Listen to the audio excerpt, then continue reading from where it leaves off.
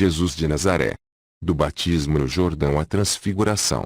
Terceira parte. Joseph Ratzinger, Bento XVI. Tradução: José Jacinto Ferreira de Farias, SCJ. Capítulo 2. As tentações de Jesus. A descida do Espírito Santo sobre Jesus, que encerra a cena do batismo, institui formalmente o seu ministério. Por isso os padres viram nesse processo, com razão, uma analogia com a unção, com a qual os reis e os sacerdotes eram instituídos no seu ministério em Israel. A palavra Messias Cristo significa o ungido. A unção era considerada, na antiga aliança, o sinal visível da dotação com os talentos do ministério, com o Espírito de Deus para o ministério. Em Isaías 11:2 desenvolve-se consequentemente a esperança a respeito de um verdadeiro ungido, cuja unção consiste precisamente em sobre ele descer o Espírito do Senhor, o Espírito da sabedoria e da inteligência, o Espírito do conselho e da força, o Espírito do conhecimento e do temor de Deus. Segundo o relato de São Lucas, Jesus apresentou-se a si mesmo e a sua missão na sinagoga de Nazaré com uma citação análoga de Isaías: "O Espírito do Senhor repousa sobre mim, porque o Senhor me ungiu." Lucas 4:18, Isaías 61:1. A conclusão da cena do batismo nos diz que Jesus recebeu esta verdadeira unção, que ele é o ungido esperado, que ele naquela hora foi conferida formalmente, para a história e perante Israel, a dignidade real e a dignidade sacerdotal. A partir de então, ele está subordinado a esta missão. Os 3 evangelhos sinópticos contam-nos, para nossa surpresa, que a primeira ordem do Espírito é levá-lo para o deserto para aí ser tentado pelo demônio. Mateus 4:1.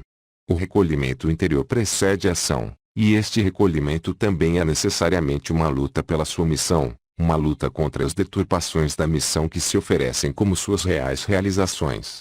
A missão consiste em descer aos perigos do homem, porque só assim pode o homem caído ser levantado. Jesus deve, isso pertence ao cerne da sua missão, penetrar no drama da existência humana, atravessá-lo até seu último fundo, para encontrar a ovelha perdida, colocá-la nos seus ombros e levá-la para casa. A descida de Jesus ao inferno, de que fala a profissão de fé, não se realizou apenas na sua morte e depois da sua morte, mas pertence ininterruptamente ao seu caminho. Ele deve agarrar toda a história desde o seu início, desde Adão, atravessá-la e sofrê-la completamente para que assim a possa transformar. Especialmente a Epístola aos Hebreus enfatizou que pertence à missão de Jesus, a sua solidariedade conosco antecipadamente representada no batismo, não se negar às ameaças e aos riscos da condição humana, por isso teve de assemelhar-se em tudo aos seus irmãos, a fim de ser um sumo sacerdote misericordioso e fiel no serviço de Deus para expiar os pecados do povo. E porque ele mesmo sofreu e foi tentado é que pode socorrer os que são tentados. Hebreus 2:17. Porque não temos um sumo sacerdote que não possa compadecer-se das nossas fraquezas. Pelo contrário, ele mesmo foi provado em tudo, à nossa semelhança, exceto no pecado. Hebreus 4:15. A história das tentações mantém assim uma estreita relação com a história do batismo, na qual Jesus se solidariza com os pecadores. Próximo dela está a agonia no Jardim dos Oliveiras, como a outra grande luta de Jesus motivada pela sua missão. Mas as tentações acompanham todo o caminho de Jesus, e assim a história das tentações aparece, de um modo semelhante ao batismo, como uma antecipação na qual se condensa a luta de todo o caminho. No seu curto relato da tentação, Marcos 1:13, São Marcos pôs em evidência os paralelos com Adão, o intenso sofrimento do drama humano enquanto tal, Jesus vivia entre as feras e os anjos o serviam. O deserto, o oposto do jardim, torna-se um lugar da reconciliação e da salvação. Os animais selvagens, que representam a forma concreta da ameaça do homem através da rebelião da criação e do poder da morte, tornam-se amigos como no paraíso. É assim restaurada aquela paz que Isaías anuncia para os tempos do Messias. Então o lobo habita com o cordeiro, a pantera com o cabrito. Isaías 11:6. Onde o pecado é vencido, onde a harmonia do homem com Deus é restaurada, segue-se a reconciliação da natureza, a criação dilacerada transforma-se em lugar de paz, como São Paulo diz, quando fala do suspiro da criação, que espera ansiosamente pela manifestação dos filhos de Deus. Romanos 8:1-9. Não são os oásis da criação, que surgiram por exemplo em torno das abadias beneditinas do Ocidente, antecipações desta reconciliação da criação, que vem dos filhos de Deus, assim como inversamente casos como Chernobyl são a perturbadora expressão da criação escravizada na ausência de Deus. São Marcos encerra sua breve história da tentação com uma palavra, que é possível conceber como alusão ao Salmo 91:11. E os anjos serviam-no. A palavra encontra-se também como conclusão da história pormenorizada da tentação em São Mateus e só a partir deste contexto mais vasto é que se torna inteiramente compreensível. São Mateus e São Lucas narram 3 tentações de Jesus, nas quais se espelha a luta por causa da sua missão, bem como se introduz, ao mesmo tempo, a questão sobre o sentido da vida humana enquanto tal. O núcleo de toda a tentação, isso se torna visível aqui, é colocar Deus de lado, o qual, junto às questões urgentes da nossa vida, aparece como algo secundário, se não mesmo de supérfluo e incômodo. Ordenar, construir o mundo de um modo autônomo, sem Deus, reconhecer como realidade apenas as realidades políticas e materiais e deixar de lado Deus, tendo como uma ilusão, aqui está a tentação que de muitas formas hoje nos ameaça. Pertence à essência da tentação o seu aspecto moral, ela não nos convida diretamente para o mal. Isso seria grosseiro. Ela pretende mostrar o que é melhor para nós, por finalmente de lado as ilusões e dedicar-se de todas as formas à melhoria do mundo.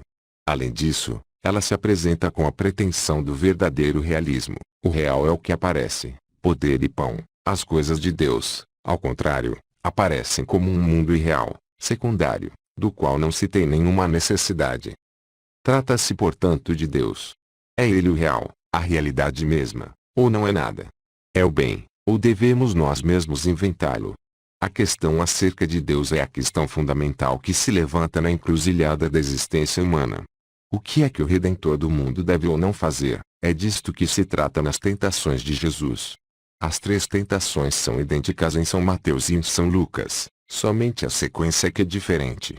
Optamos por seguir a ordem que São Mateus oferece tendo em vista a consequência do crescendo na qual está construída. Depois de ter jejuado 40 dias e 40 noites, Jesus teve fome. Mateus 4:2. O número 40 no tempo de Jesus possuía para Israel um conteúdo simbólico muito rico. Recorda-nos em primeiro lugar os 40 anos de Israel no deserto, que foi o período da sua tentação bem como o tempo de uma especial proximidade de Deus. Fazem-nos pensar também nos 40 dias que Moisés passou no Monte Sinai, antes de poder receber a palavra de Deus. As tábuas sagradas da lei. Podem também recordar-nos a explicação rabínica, segundo a qual Abraão, no caminho para o Monte Horebe, onde devia sacrificar o seu filho, durante 40 dias e 40 noites não comeu nem bebeu, tendo se alimentado apenas com a visão e com as palavras do anjo que o acompanhava. Já numa certa expansão da simbologia dos números, os padres consideraram o 40 um número cósmico, um sinal por excelência deste mundo. Os 4 fins do mundo circunscrevem o todo, e 10 é o número dos mandamentos. O número cósmico multiplicado pelo número dos mandamentos torna-se pura e simplesmente expressão simbólica da história deste mundo. Jesus faz, por assim dizer, mais uma vez a peregrinação do êxodo de Israel e toma conhecimento dos enganos e dos falsos caminhos da história. Os 40 dias de fome abrangem o drama da história, que Jesus em si mesmo acolhe e transporta. Se és o Filho de Deus, ordena que estas pedras se transformem em pão. Mateus 4:3. Assim diz a primeira tentação. As palavras se és o Filho de Deus serão ditas novamente, pouco depois, pelos escarnecedores junto da cruz. Se és o Filho de Deus, então desce da cruz. Mateus 27:40. O livro da sabedoria já havia previsto esta situação. Se o justo é realmente o Filho de Deus, então Deus o amparará. Sabe 2:18. Escárnio e tentação andam aqui perfeitamente juntos. Para se tornar digno de fé, Jesus deve apresentar a prova para sua pretensão. Esta exigência de prova percorre toda a história da vida de Jesus, visto que constantemente o acusam de não ter provado suficientemente, pois não realizou o grande milagre que retirasse toda a ambiguidade e toda a contradição e que a todos clara e indiscutivelmente mostrasse quem ele era ou não. E esta exigência a respeito de Deus, de Cristo e da Igreja tem sido constantemente mantida ao longo de toda a história. Se tu existes, ó Deus, então tu mesmo te deves mostrar. Então deves retirar as nuvens do teu escondimento e dar-nos a clareza que pretendemos. Se tu, Cristo, és realmente o Filho e não um dos iluminados, como sempre apareceram na história, então tu deves mostrar isso de um modo muito mais claro do que o fazes. E então tu deves dar à tua igreja, se ela verdadeiramente deve ser a tua, uma outra medida de clareza, diferente daquela que na realidade tem. Este ponto é retomado na segunda tentação e forma o seu autêntico centro. A prova da existência de Deus que o tentador propõe na primeira tentação consiste em transformar em pão as pedras do deserto. Trata-se, em primeiro lugar, da fome de Jesus no sentido literal como viu São Lucas, diz a esta pedra que se transforme em pão, Lucas 4:3. Mas São Mateus compreende a tentação de um modo mais abrangente, como já durante a vida de Jesus terreno e como durante toda a história ali fora lhe será apresentada. O que há de mais trágico, o que mais contradiz a fé num Deus bom e a fé num Redentor do homem do que a fome na humanidade? A primeira prova de identidade do Redentor perante o mundo e para o mundo não deverá ser que ele lhe dê pão e que acabe com toda a espécie de fome. Durante o tempo da peregrinação pelo deserto, Deus tinha alimentado o povo de Israel com o pão descido do céu, com o maná. Pensava-se então poder reconhecer nisto uma imagem do tempo messiânico. Não devia, e não deve, o Redentor do mundo provar a sua identidade dando a todos de comer? Não é o problema da alimentação do mundo, e em geral, o problema social, o primeiro e autêntico critério pelo qual a redenção deve ser medida. Pode alguém com direito dizer-se redentor se não satisfizer este critério? Do modo conceitual e mais elevado, o marxismo fez disto o cerne da sua promessa de salvação. Ele cuidaria para que acabasse toda a fome e que o deserto se tornasse pão. Se és o Filho de Deus. Que desafio! E não se deve dizer o mesmo à igreja. Se queres ser a igreja de Deus, então te preocupa em primeiro lugar com o pão para o mundo, o resto virá a seguir. É difícil responder a este desafio, precisamente porque insistentemente nos chega e nos deve chegar aos ouvidos e à alma o grito dos famintos. O tema do pão está presente em todo o Evangelho e deve ser considerado em toda a sua amplitude. Há ainda outras duas grandes histórias na vida de Jesus envolvendo o pão. A primeira história é a multiplicação dos pães para os milhares de pessoas que seguiram Jesus até o deserto. Mas porque agora é feito o que antes tinha sido repelido como tentação. Os homens tinham vindo para escutar a palavra de Deus e tinham por isso abandonado todo o resto. E assim, como homens que tinham aberto o seu coração para Deus e para os outros, aqueles podem receber o pão com merecimento. Este milagre do pão envolve três coisas. A primeira é a procura de Deus, da sua palavra, da reta instrução para toda a vida. Depois o pão é pedido a Deus. E finalmente, a disposição recíproca para a partilha é um elemento essencial do milagre. Escutar Deus torna-se vida com Deus e isso conduz da fé ao amor, à descoberta do outro. Jesus não é indiferente à fome dos homens, às suas necessidades corporais, mas situa tudo isso no contexto correto e confere-lhe a devida ordem. A segunda história do pão aponta já para a terceira e a preparação para ela, a última ceia, que se torna a Eucaristia da Igreja e o permanente milagre do pão de Jesus. Jesus mesmo se tornou o grão de trigo que deve morrer, para que dê muito fruto. João 12:24. Ele mesmo se tornou pão para nós. E esta multiplicação dos pães dura inesgotavelmente até o fim dos tempos. Assim compreendemos agora a palavra de Jesus, que ele retira do Antigo Testamento, Deuteronômio 8:3, para com ela repelir o tentador. O homem não vive só de pão, mas de toda a palavra que sai da boca de Deus. Mateus 4:4.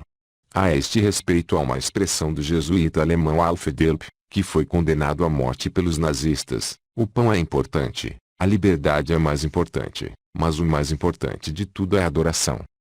Onde esta ordem dos bens não for respeitada, mas invertida, não haverá nenhuma justiça, não haverá mais cuidado com os homens que sofrem, mas precisamente aí o domínio dos bens materiais será desorganizado e destruído.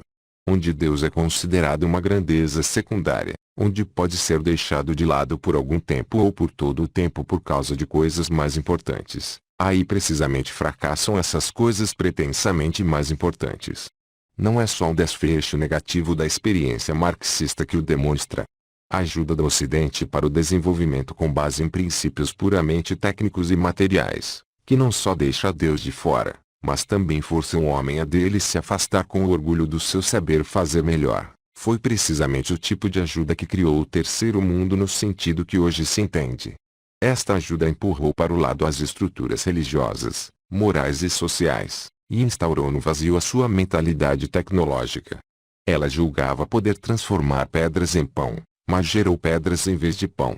Trata-se do primado de Deus. Trata-se de o reconhecer como realidade, como a realidade sem a qual nada mais pode ser bom. A história não pode ser regulada longe de Deus por estruturas simplesmente materiais. Se o coração do homem não for bom, então nada pode tornar-se bom. E a bondade do coração só pode, em última instância, vir daquele que é bom, que é o bem em si mesmo. Pode naturalmente perguntar-se por que Deus não fez um mundo no qual a sua presença fosse mais evidente, por que Cristo não deixou atrás de si um outro esplendor da sua presença, mais adequado e irresistível. Este é o mistério de Deus e do homem no qual não podemos penetrar. Vivemos num mundo no qual tudo deve ser palpável, e Deus não apresenta nenhuma evidência do que é palpável. Deus só pode ser procurado e encontrado se abrirmos o coração, se nos remetermos ao êxodo do Egito. Neste mundo temos de nos opor aos enganos das falsas filosofias e reconhecer que não podemos viver só de pão, mas, antes de mais nada, da obediência à palavra de Deus. E somente onde esta obediência for vivida que cresce a atitude que permite criar pão para todos.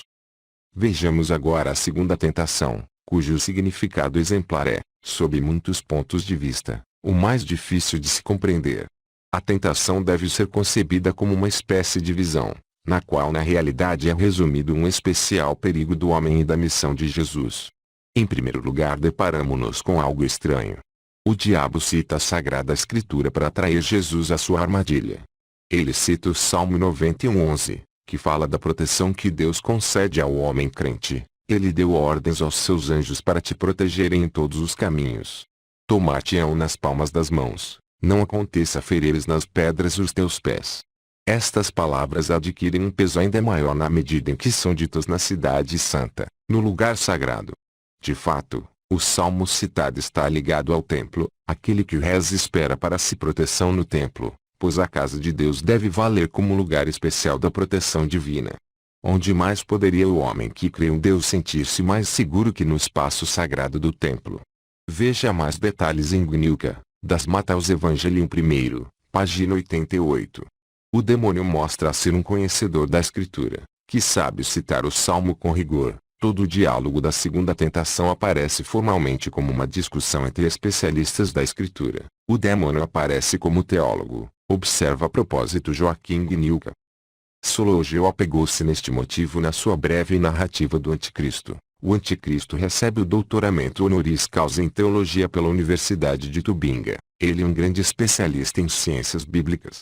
Com esta representação, Sologeu exprimiu drasticamente o seu ceticismo a respeito de um certo tipo de erudição exegética do seu tempo.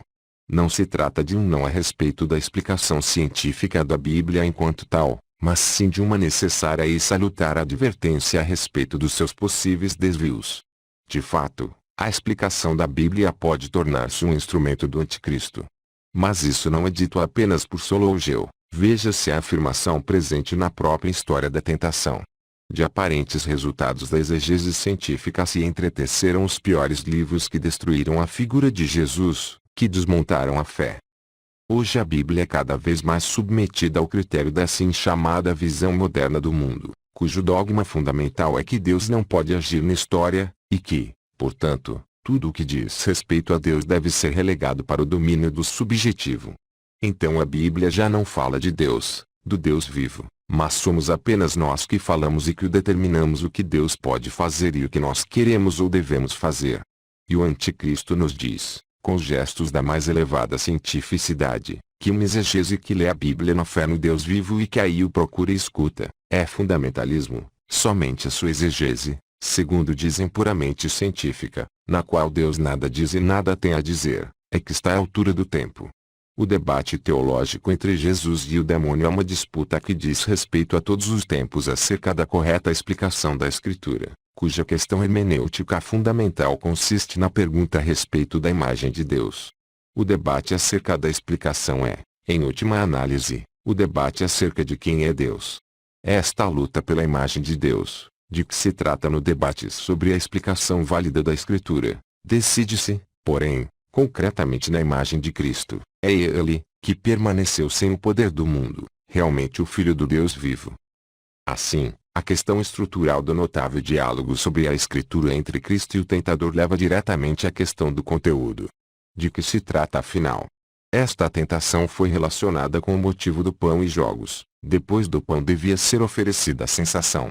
Porque a saciedade corpórea não é evidentemente suficiente para o homem. Quem não quiser deixar entrar Deus nem no mundo nem no homem tende a oferecer o prurido de excitantes sensações, cujo tremor substitui e reprime a emoção religiosa.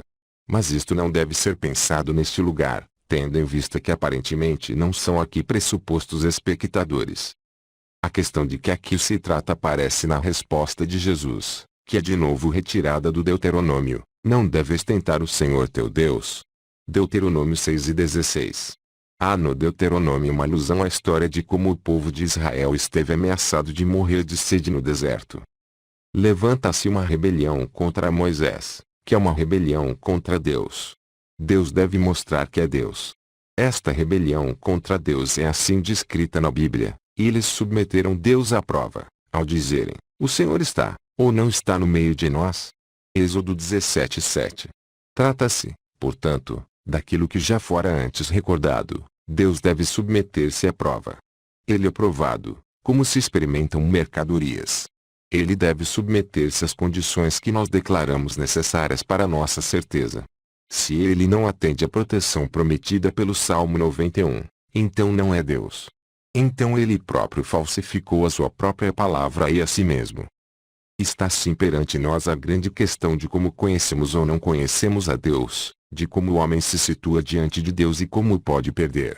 A altivez de querer transformar Deus num objeto ou de querer submetê-lo às nossas condições laborais não pode encontrar Deus. Isso pressupõe que negamos Deus enquanto Deus, na medida em que nos colocamos acima dele. Porque nos despojamos de toda a dimensão do amor, do escutar interior e apenas reconhecemos como real o que é experimentável e disponível à nossa mão. Quem assim pensa faz-se a si mesmo Deus, e assim degrada não apenas a Deus, mas também a si mesmo e ao mundo. A partir desta cena no pináculo do templo abre-se também olhar para a cruz. Jesus não se atirou do pináculo do templo. Ele não saltou para o abismo. Ele não tentou a Deus. Mas ele desceu ao abismo da morte, à noite do abandono, a exposição dos que nada valem. Ele ousou dar este salto como ato do amor de Deus para com o homem. E por isso ele sabia que neste salto, em última instância, só podia cair nas boas mãos do Pai.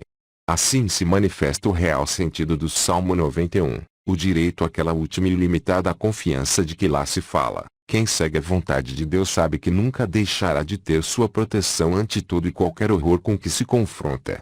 Sabe que o fundamento do mundo é o amor e mesmo aí, onde ninguém pode ou quer ajudá-lo, pode continuar a confiar naquele que o ama. Tal confiança para a qual a Escritura nos autoriza e para a qual o Senhor ressuscitado nos convida, é no entanto, algo completamente diferente da aventureira provocação de Deus que pretenderia fazer dele nosso escravo. Vejamos a terceira e última tentação, o ponto mais elevado de toda a história. O diabo leva o Senhor a um alto monte para que veja tudo que há em volta. Mostra-lhe todos os reinos da terra e o seu resplendor e oferece-lhe o domínio do mundo. Não consiste nisso de fato a missão do Messias? Não deve ele ser o rei do mundo, reunir toda a terra num grande reino de paz e de bem-estar? Tal como, para a tentação do pão, há na história de Jesus, duas situações opostas, a multiplicação dos pães e a última ceia. O mesmo se dá aqui. O Senhor ressuscitado reúne os seus no cimo de um monte, Mateus 28:16. E então diz realmente: foi-me dado todo o poder no céu e na terra, Mateus 28:18. Há aqui duas coisas que são novas e diferentes: o Senhor tem poder no céu e na terra. E só quem tem este poder todo é que tem o poder autêntico e redentor. Sem o céu, o poder terreno permanece sempre ambíguo e frágil. Somente o poder que se coloca sob a medida e o juízo do céu, isto é, de Deus, pode tornar-se poder para o bem. E só o poder que se coloca sob a bênção de Deus pode ser seguro. Mas agora ocorre algo completamente diferente. Jesus tem este poder como ressuscitado. Isto é, este poder pressupõe a cruz, Pressupõe a sua morte. Pressupõe o outro monte, Gólgota, onde ele está suspenso na cruz e morre escarnecido pelos homens e abandonado pelos seus. O reino de Cristo é algo completamente diferente dos reinos da terra e do seu esplendor que Satanás apresenta. Este esplendor, como a palavra grega doxa diz, é aparência que se dissolve. Tal esplendor, Cristo não tem. O seu cresce através da humildade da pregação naqueles que se deixam fazer seus discípulos, que são batizados no nome da Santíssima Trindade e que guardam os seus mandamentos. Mateus 28:19. Mas voltemos à tentação. O seu verdadeiro conteúdo torna-se visível se considerarmos as novas formas que assume constantemente ao longo da história. O Império Cristão tentou fazer da fé um fator político da unidade do Império. O reino de Cristo deve então receber a forma e o esplendor de um reino político. A impotência da fé, a impotência terrena de Jesus Cristo deve ser ajudada pelo poder político e militar. Em todos os séculos ressurgiu sempre, e em múltiplas formas, esta tentação de assegurar a fé através do poder, e ela correu sempre o risco de ser asfixiada nos abraços com o poder.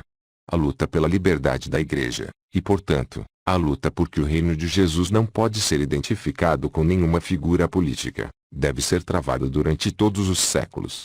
Então, o preço pela mistura da fé e do poder político consiste, em última análise, no fato de que a fé entra a serviço do poder e deve vergar-se aos seus critérios. Na história da paixão do Senhor, esta alternativa de que aqui se trata aparece numa forma verdadeiramente provocante. No auge do processo, Pilatos apresenta ao povo Jesus e Barrabás para que seja escolhido um deles, pois um deles deve ser libertado. Mas quem era Barrabás? Temos conhecimento apenas do que se apresenta no Evangelho de São João. Barrabás era um salteador. João 18:40. Só que o termo grego salteador havia recebido um significado específico na situação política de então na Palestina. Ele significava o mesmo que lutador da resistência. Barrabás havia participado de uma rebelião, Marcos 15:7, e além disso era acusado, neste contexto, de homicídio, Lucas 23:19-25. Quando São Mateus diz que Barrabás tinha sido um preso célebre, isso significa que tinha sido um dos destacados lutadores da resistência, talvez até o próprio cabeça dessa rebelião, Mateus 27:16. Em outras palavras, Barrabás era uma figura messiânica. A escolha entre Jesus e Barrabás não é casual, estão em confronto duas figuras messiânicas, duas formas de messianismo. Isto se torna ainda mais claro quando pensamos que Barrabás quer dizer filho do Pai. Trata-se de uma típica designação messiânica, de um nome cultual e de um destacado cabeça de um movimento messiânico. A última grande guerra messiânica dos judeus fora conduzida no ano 132 por Bar Cochba, filho da estrela. É a mesma configuração do nome, a mesma intenção é representada. Por Orígenes tomamos conhecimento de um outro pormenor muito interessante. Em muitos manuscritos dos evangelhos até o século III, o homem a quem em referência chamava-se Jesus Barabas, Jesus filho do Pai. Ele se apresenta como uma espécie de sósia de Jesus, concebiam a mesma pretensão, mas de um modo totalmente diferente. A escolha consiste, portanto, entre um Messias que encabeça um combate que promete liberdade e o próprio reino, e este misterioso Jesus que anuncia o perder-se como caminho para a vida. É então surpreendente que as massas tenham dado a prioridade a Barrabás. Veja mais detalhes em Messori no seu importante livro, Pati sotto Ponzio Pilato, Torino 1992, 52-62. Se hoje tivéssemos de escolher, teria Jesus de Nazaré, o filho de Maria, o filho do Pai, alguma possibilidade? Será que conhecemos mesmo Jesus? Será que o compreendemos? Não deveríamos hoje, tanto quanto ontem, esforçar-nos para de novo o conhecer? O tentador não é tão rude a ponto de nos propor diretamente a adoração do diabo. Ele apenas nos propõe que nos decidamos por aquilo que é racional, pela primazia de um mundo planejado e organizado, no qual Deus pode ter o seu lugar como uma questão privada, mas que não pode imiscuir-se nas nossas intenções essenciais. Sologeu dedica ao Anticristo o livro O Caminho Aberto para a Paz e o Bem-Estar do Mundo, que de certo modo se torna a nova Bíblia que tem como próprio conteúdo a adoração da prosperidade do planejamento racional. A terceira tentação de Jesus é tida como a tentação fundamental, a questão sobre o que um Redentor do mundo deve fazer. Ela perpassa toda a vida de Jesus. Evidencia-se de novo e abertamente, numa virada decisiva do seu caminho. Pedro tinha em nome dos discípulos dito a confissão em Jesus como Messias Cristo, o Filho do Deus vivo, e assim formulado aquela fé sobre a qual a Igreja se edifica, e inaugurado a comunidade dos crentes fundada em Cristo. Mas precisamente neste lugar em que se evidencia o conhecimento de Jesus, que marca a cisão e a decisão a respeito da opinião da multidão e assim começa a formar-se a sua nova família, precisamente aí está o tentador, o perigo de tudo inverter no seu contrário. O Senhor explica imediatamente que o conceito de Messias deve ser compreendido tendo como base o conjunto da mensagem profética, que diz não ao poder mundano, mas sim à cruz, e portanto, a uma comunidade totalmente diferente que se origina precisamente a partir e através da cruz. Mas isso Pedro não entendeu. Tomando-o de parte, Pedro começou a repreendê-lo dizendo, Deus te livre de tal, Senhor. Isso não há de acontecer. Se lermos essas palavras sob o pano de fundo da história das tentações, como seu retorno no instante decisivo, então percebemos incrivelmente dura resposta de Jesus, afasta-te de mim, Satanás.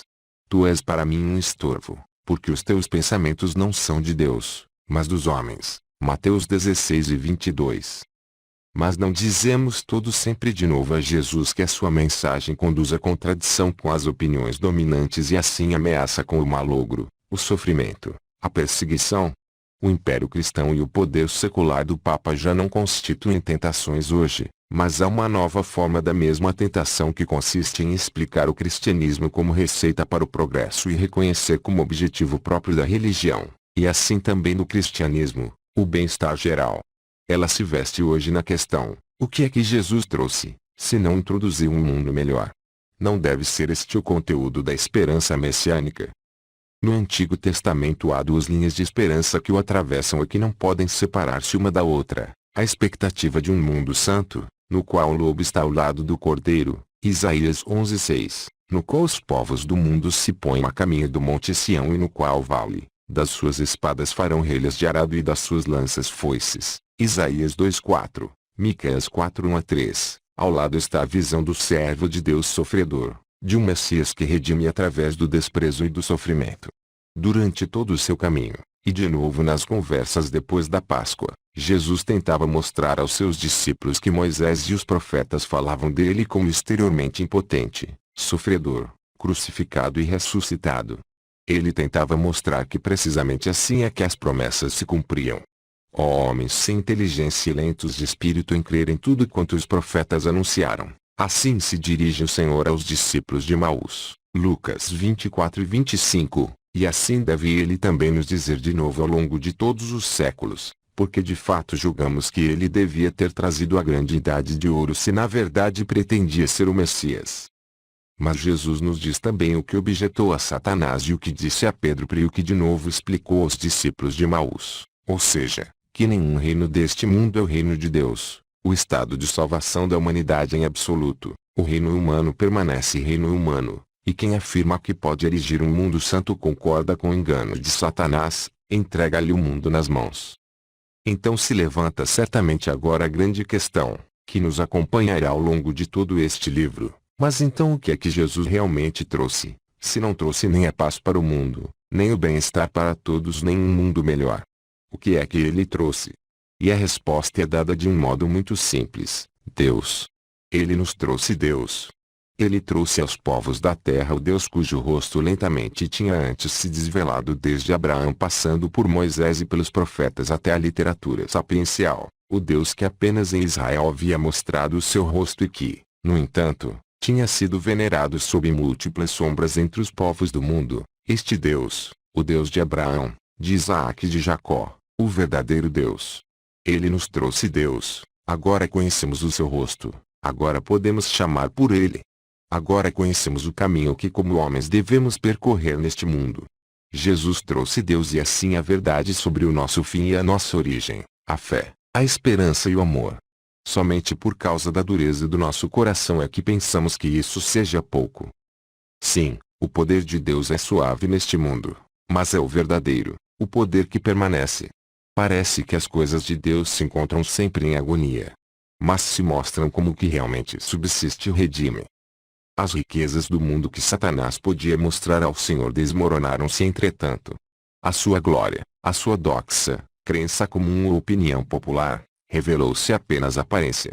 Mas a glória de Cristo, a glória do seu amor, humilde e sempre disposta para o sofrimento, nunca se desmoronou e nunca perecerá. Na luta contra Satanás, Jesus venceu a mentirosa divinização do poder e do bem-estar, a mentirosa promessa de um futuro concedendo tudo a todos por meio do poder e da economia. Ele opôs o ser divino de Deus, Deus como verdadeiro bem do homem.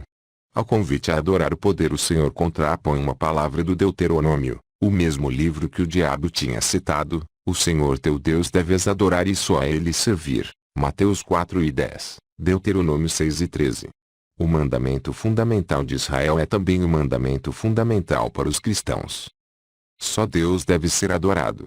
Veremos na meditação sobre o Sermão da Montanha que, precisamente este sim incondicional à primeira tábua do Decálogo, inclui o sim à segunda tábua, o respeito perante o homem, o amor para com o próximo. Tal como em São Marcos, também em São Mateus a história das tentações termina com esta afirmação: os anjos vieram e serviram-no, Mateus 4:11, Marcos 1:13. Agora se cumpre o Salmo 91:11, os anjos servem-no, ele provou ser o filho e por isso sobre ele, como o novo Jacó, o pai de um Israel tornado universal, está o céu aberto. João 1:51, Gênesis 28:12. Continua.